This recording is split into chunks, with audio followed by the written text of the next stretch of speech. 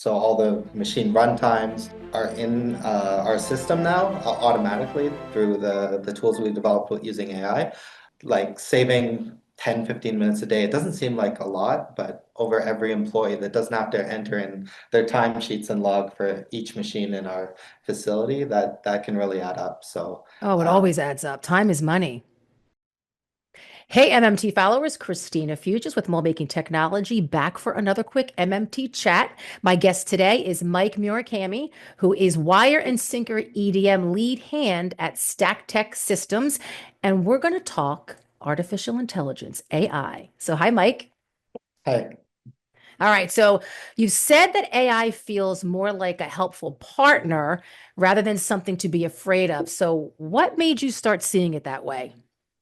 Well, the main thing is like there's always a lack of resources, whether it be time or information. Having AI allows you to sort of bridge a lot of the gaps with other industries or other areas they're not quite familiar with, and gives you an extra set of tools to make. Actually, a lot of times you're making what I would like to call throwaway tools, Okay. things you can try quickly to solve problems. So as problems come up, you can quickly use AI to use the world's knowledge and find a solution for a problem that you might be having. So now that's easier said than done because a lot of people, in terms of job replacement, just afraid of anything new, right? Mold making itself is a very traditional industry, right? So Right. you have to pat yourself on the back a little bit in terms of even being open-minded to tackle something as new as artificial intelligence. For seriously. So is that something that comes natural to you to try new things? I think so. I think in general in mold making, a lot of the successful mold makers are always ones that are open to Mhm. embracing new technologies and always evolving with the industry. And especially like even things like CNC and EDM technology, you've seen the progression over the decades Yep. on how it's going. And AI is really no different. It's just another tool that you can use to elevate your work. Another tool in the toolbox, as they say, right? Pretty much, yeah. All right. So how is AI and your outlook on AI? How has that changed how you approach EDM? Let's get into that. The main thing that has helped me is developing tools that can help me with things that matter to me personally. So one of the things that I've always straddled being a mold maker and an EDM machinist. When I had my daughters, then my outlook sort of changed. Now Hmm. time becomes the most valuable thing. So you still want to have the efficiency, and EDM is a great venue for that because you can do all your setups in the day and then the machines run overnight. So using AI, I was able to get rid of a lot of the redundancies and the sort of the time killers during the day to help me be a lot more efficient, even if I wasn't in the office or in the shop, sorry. So you've built things like I think you talked about building like dashboards, and wire cutters using AI, which is pretty cool stuff. So which one of the the ways that you've used it has made the biggest difference in your day-to-day work? I think the dashboard was probably the best thing. Using the machine's data that it already has, we were able to like aggregate all that data, and so all the machine runtimes are in our system now automatically through the tools we developed with using AI. The reason that's important is because that doesn't just help me, that helps my whole department and in turn the company.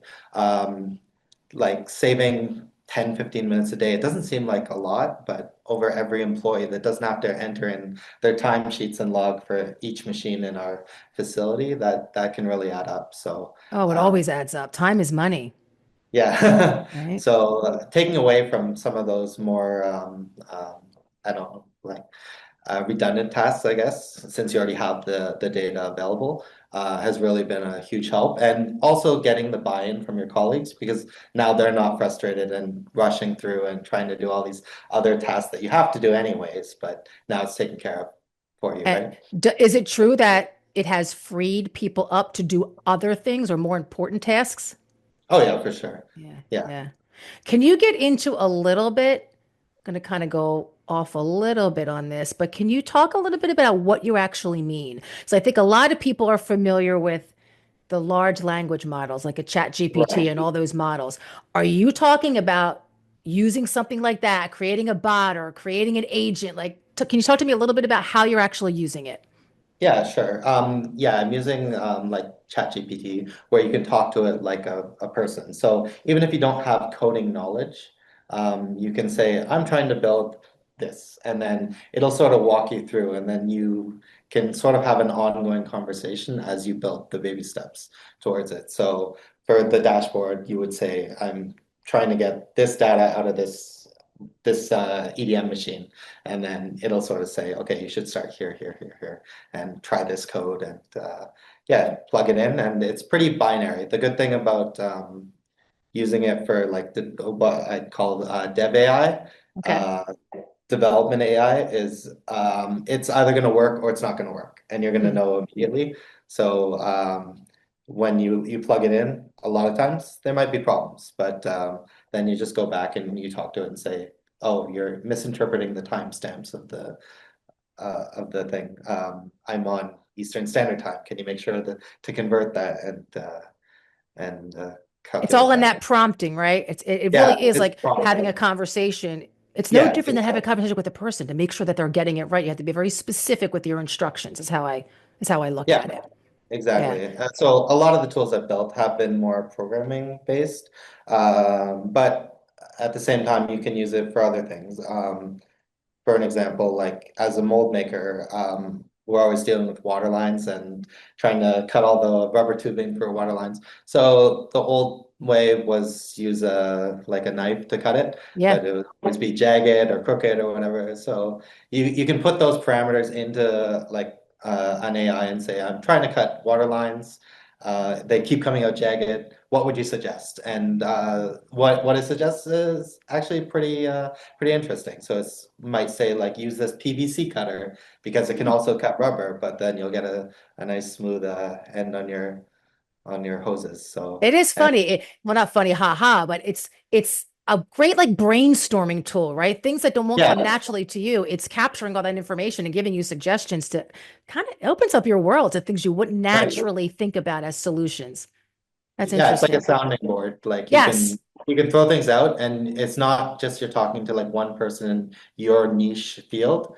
Now like that water line hose analogy, that's probably data that was pulled from totally different industry. It Yeah. just happens that in mold making we use those Yeah, sometimes. and it So could work.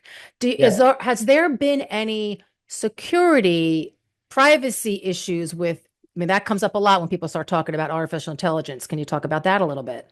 Yeah, I don't think that's really too much of a concern, especially when you're building a specific tool, because you're only gonna get like snippets at a time, Hmm. and if you're not actually submitting data, then there's n nothing really going out there Okay. into the model, I guess, Right. which is good and bad because a lot of the models are built on data that's collected from the internet. But yeah, It's pretty safe in terms of the uh, way that you're applying it. it's pretty safe in the applications that we're using it because we're Excellent. not providing any data in. So when you think about EDM and you think about what you've learned and the mold making process as a whole, right, from design all the way to maintenance. So when you think of that mold making process, do you see AI crossing over into other areas of that process?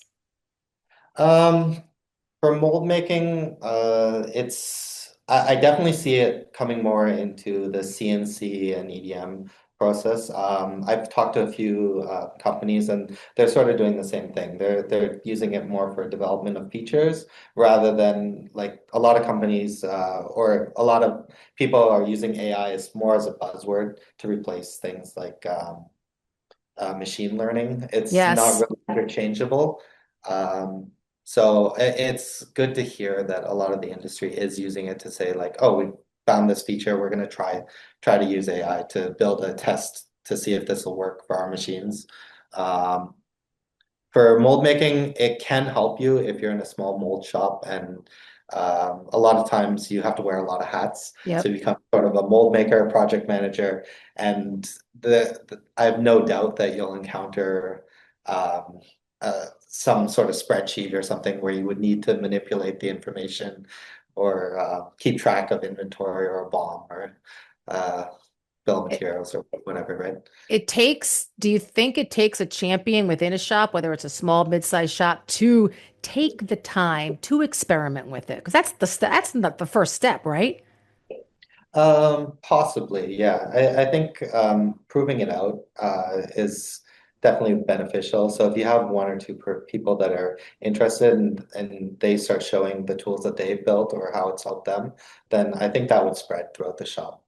Did you take this on yourself? Just something that you're like, I'm going to play around with this because I want to make my job easier or streamlined, more efficient?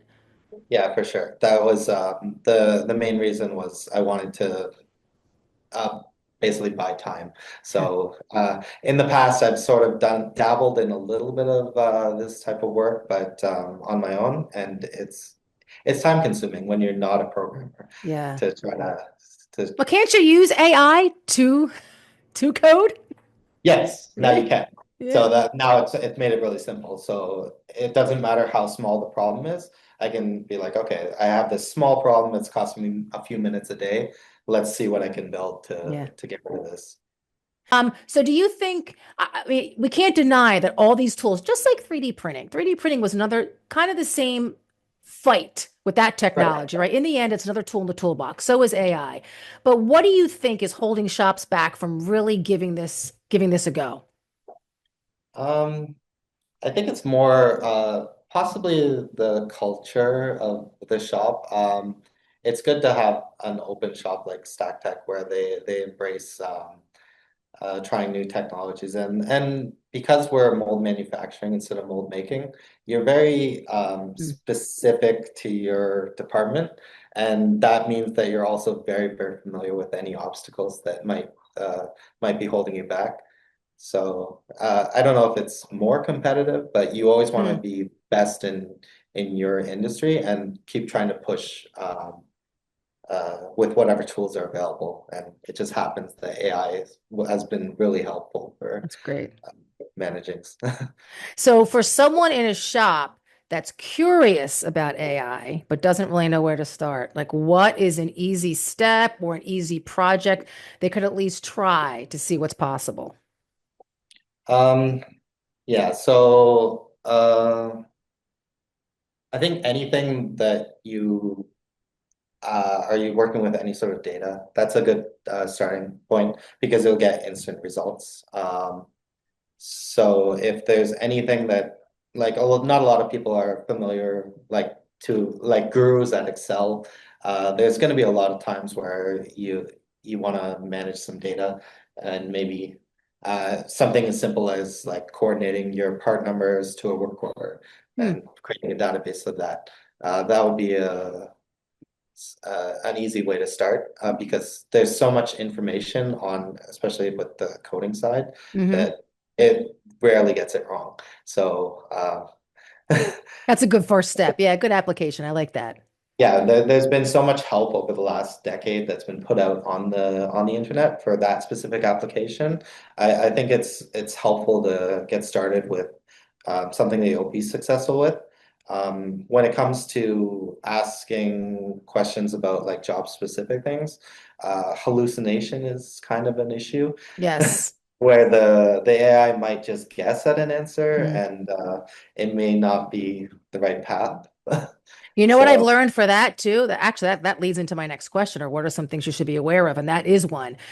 I've learned, even when I'm just using it for like, I don't know, giving me an alternate headline or somebody gives me something and I want it to be edited, you have to be really specific with don't embellish, don't expand beyond the scope of the text that yeah, I've given you. Like you really have to tell it or it will do it.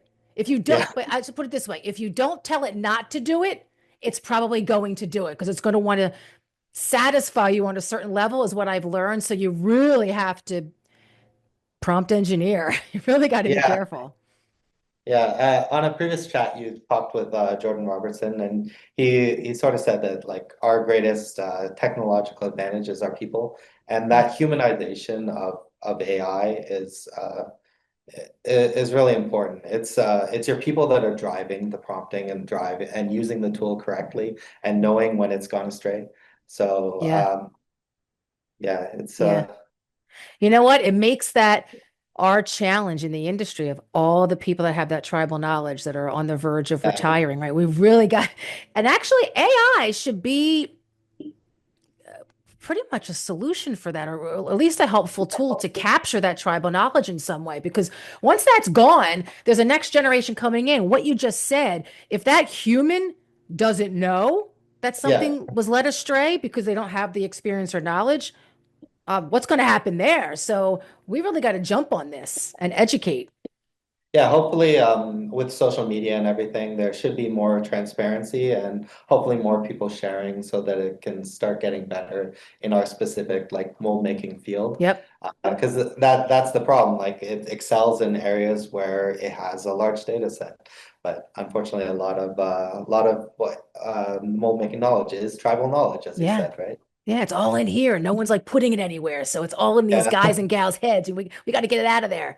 So yeah, the more people like you are out there on social media talking about industry fixes, solutions, troubleshooting, like I love that. The practical tips that everyone's starting to share, you're right, that can all be captured and used individually within a shop or industry wide. So yeah, so thank you for being one of those people.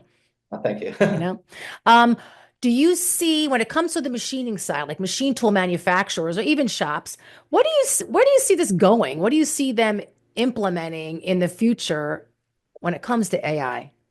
I'd like to see some more, like use it more as a troubleshooting, but I think on the support side of things, it could be really helpful. Just because you can talk to it like you would a person, right? So if they can develop something so that you can troubleshoot your own machine with the help Hmm. of AI, I think that would be a good way to go. And again, on the development side, if they keep pushing that to keep adding features to the users to make things easier, I think it's exciting, especially to bring in new talent. I think a lot of people now, as you said, they're growing up with 3D printers and all this new technology, and they want to dive into the new age manufacturing, not really the manufacturing that per se that I grew up with, Right, starting off on the manual machines, right? So right. I think it's exciting, and that's a huge pool of new employees that we could be bringing in that could be excelling in our field. Well, think about it. If they're more adept, possibly, right? Well, they probably are at this newer technology, this AI, just from being born, and that's with all they know, some of them. Yeah, So they could really teach the more seasoned pro just a different way of approaching something to make their job easier. Like there's going to be a lot more of that mentoring going on with new tech versus the established tech, put it that way. yeah, I really hope so. I think that would be one of the key benefits of this technology. If it can start bringing in, like, when I mentored apprentices, like there was always times that I would learn something from the apprentice. Yeah. They would come up with a weird way of doing something, and a Yep. lot of times it worked. So, Yeah. Two-way um, street, right? Two-way yeah. street. What are So, they, when you think about StackTeck, and you talked previously about the culture and the environment that really feeds into this, because if you don't have the right culture, there's not going to be change. There's not going to be growth. That's just in a nutshell, right? So, what are the benefits of working at StackTech that have allowed you to work this way? And what do you see in the future there? I think the diversity that they offer in how you can engage in the company is really important.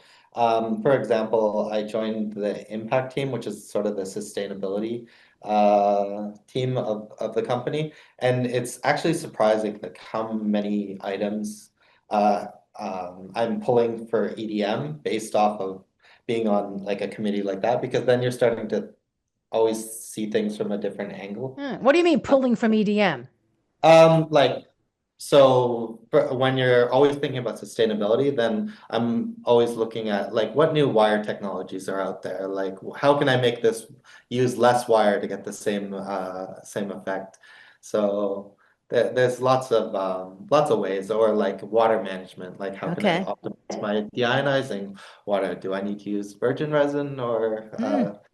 I think it's helped open up my eyes to like new technologies and embracing new ways of doing things and trying different things to try to push the envelope and get a little bit more out of the machines. Yeah. So All right. So, any last words about AI and EDM in particular?